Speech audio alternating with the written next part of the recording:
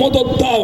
আমার মনে হচ্ছে রাতের অন্ধকারে সিপিএম কংগ্রেসকে কিনে নিয়ে বিজেপিরা গোটা বাংলাটাকে শান্ত করার একটা চক্রান্ত করছে। বন্ধু, সেখান থেকে সাবধান থাকতে হবে, বেঁচে থাকার চেষ্টা করতে হবে। তাই সকলের কাছে আহ্বান করবো, আসুন বন্ধু, একসাথে মিলে 2026 সালের নির্বাচনে পুনরায় মমতা ব্যানার্জিকে মুখ্যমন্ত্রী হিসাবে দেখতে চাই আমরা।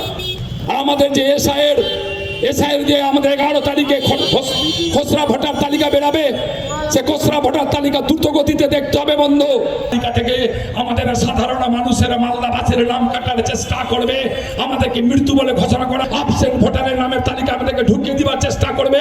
আর আমরা ভয়ের কোনো কারণ নেই, শুধুমাত্র আপনারা দেখে নিবেন যে আপনাদের নাম খসড়া ভোট।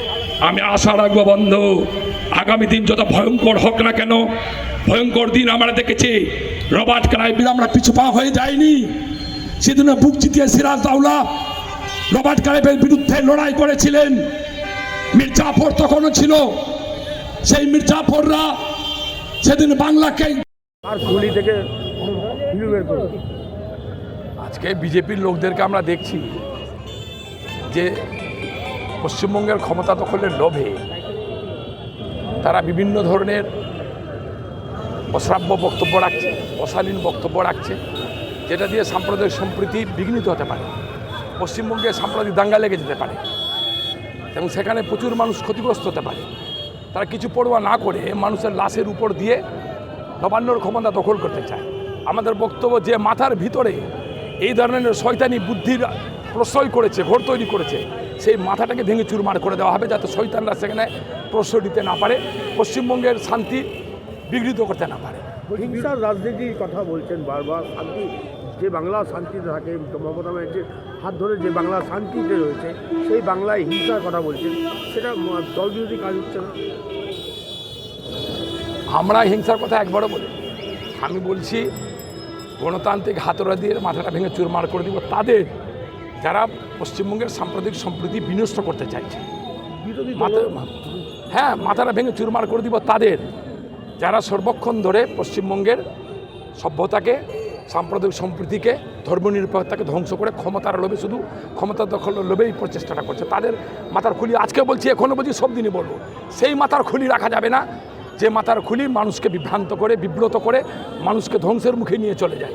মালদার মানুষ করবে, জনসাধারণ করবে, সাধারণ মানুষ করবে। বিরোধী দলনেতা বলেছে যে ক্ষমতায় আসলে আপনাকে দুদিনের মধ্যে জেলে ঢুকাবে। আপনি বললেন তাকে মালদার মাটিতে পা রাখতে দেবো না, কেন বললেন এটা? যেভাবে তারা মানুষকে বিব্রত করছে, যেভাবে মানুষের বিদ্বেষের রাজনীতি করার চেষ্টা করছে, এই ধরনের একটা বিদ্বেষ সম্পন্ন মানুষ, সাম্প্রদায়িক মানসিকতা সম্পন্ন মানুষ, ধর্ম নিরপেক্ষতা ধ্বংসকারী মানুষ, তাদেরকে মানুষই মালদার বুকে পা রাখতে দিবে। আর আমাকে জেল খাটানোর কথা তিনি বলছেন, তার হিম্মত থাকলে তিনি ট্রাই করে দেখবেন। তিনি তো পাগলের মতো ছুটে বেড়াচ্ছেন, কখন কি বলছেন তার ঠিক নেই। আমি তো এর আগে বলেছিলাম, আজকেও আপনাদেরকে বলছি যে খুব দ্রুত গতিতে তার মাথা দেখানো উচিত। আমি আগে বলেছি, আজকেও বলছি, যদি কেউ না দেখাতে চায় আমাদের কাছে আসুন। আমাকে তিনি বলছেন আমি গেট খুলতাম, তিনি অনেক জায়গায় বলছে তার গেট খুলে তাকে নামাতাম গাড়ি থেকে। এবার তাকে গাড়িতে করে নিয়ে গিয়ে তাকে রাঁচি থেকে মাথাটাও দেখিয়ে আমি নিয়ে আসবো।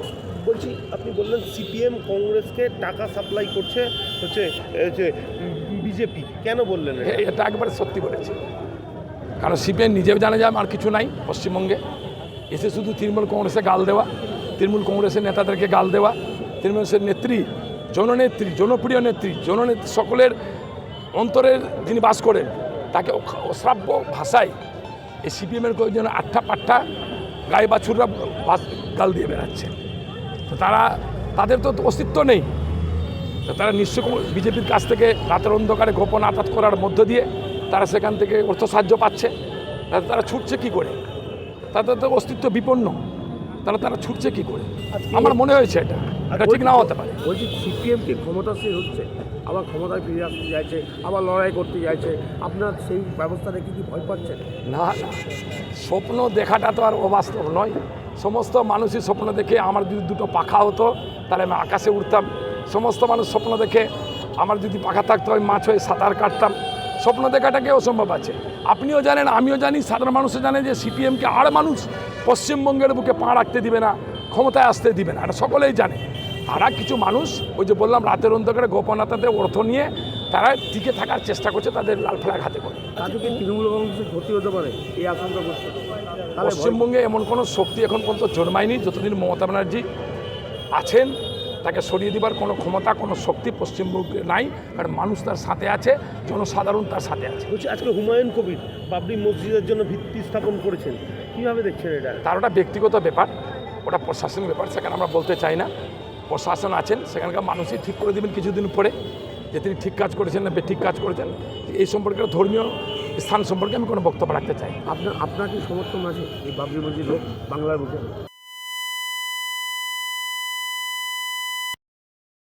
ধর্মের যারা কাজ করেন তারা, আমরা রাজনৈতিক করি, আমরা সমাজকর্মী, আমরা ধর্ম নিয়ে কথা বলি না, আমরা নিজে একটা ধর্ম পালন করি।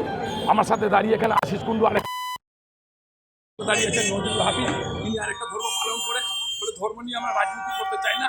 যেগুলো যারা করছে তাদেরকে মানুষ আগামী দিনে তাদেরকে রাখবে না, বাইরে ফেলে দিবে, সেটা মানুষ কিছু করবে, আমাদের কিছু করার এই যে ধর্মকে বিভাজন করছে, আপনাদের মধ্যে বিভেদ তৈরি করছে, প্রশাসন উচিত অ্যাকশন না এই ধরনের যারা ধর্মকে নিয়ে রাজনীতি করতে মানুষের মধ্যে দাঙ্গালা অ্যাডমিনিস্ট্রেশন রাজনীতি তাকে যে কোনো মধ্যে আইনি ব্যবস্থা নেওয়া বা তার বিরুদ্ধে কড়া ব্যবস্থা নেওয়া। শাসন আছে বলে তো পশ্চিমবঙ্গের নিরাপত্তার মধ্যে দিয়ে আপনি আমি সবাই চলছে মাথা উঠে। সময় আসলে নিশ্চয়ই প্রশাসনিক মতো কাজ করবে, সময় আসলে প্রশাসন নিশ্চয়ই যদি প্রশাসনিক কোনো ব্যবস্থা গ্রহণের সুযোগ থাকে এটা নিশ্চয়ই করবে। এবং আজকে বলছি ধর্মের ব্যাপারে আমি কোনো বক্তব্য রাখতে চাই। বলছি এই জেলায় মিলের সংগঠন বাড়ছে, মিল দল বিভিন্ন জায়গায় রাজনৈতিকভাবে দলীয় কর্মসূচি দলীয় কার্যালয় খুলছে।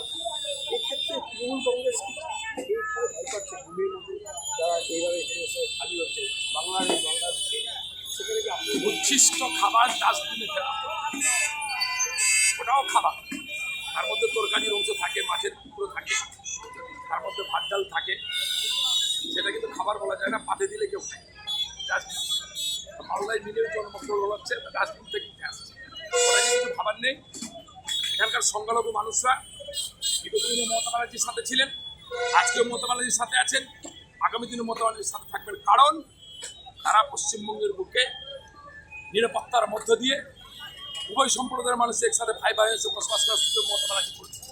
ইনমিম এখানে কোনো স্থান পাবে না, কোনো কেউ চালক পতাকা ধরে নিচ্ছে, তারা ওই সিপিএম কংগ্রেসের মতো এদিক ওদিকের মদত পাচ্ছে আর পতাকা ধরে নিচ্ছে। যে সকল বিধানসভায় টিভি ক্ষমতা হয়েছে যেটা সেই সকল বিধানসভাতেই কার্যালয় খোলা হচ্ছে,